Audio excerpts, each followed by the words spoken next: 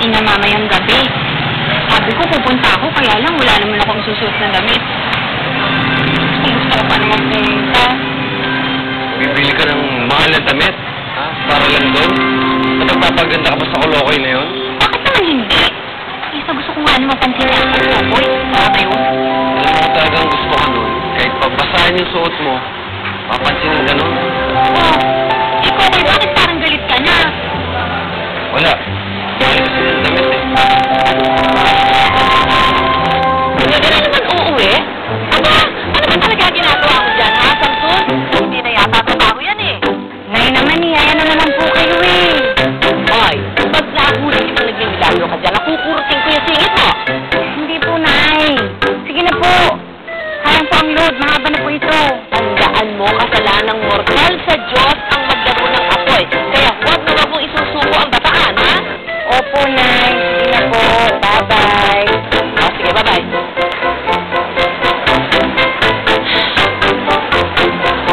Yo, ako na lang po. Saan ko ilalagay ito?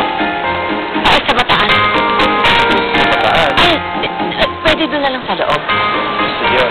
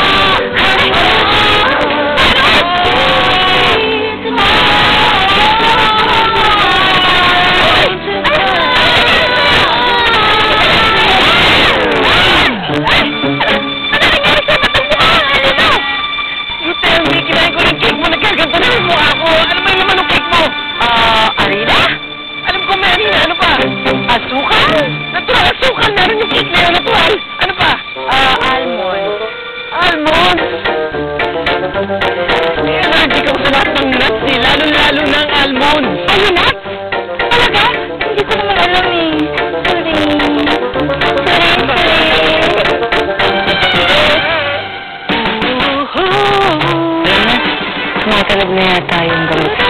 Bangon ka na siguro. Hindi kaya. Para kang buwan at ang mga bituin.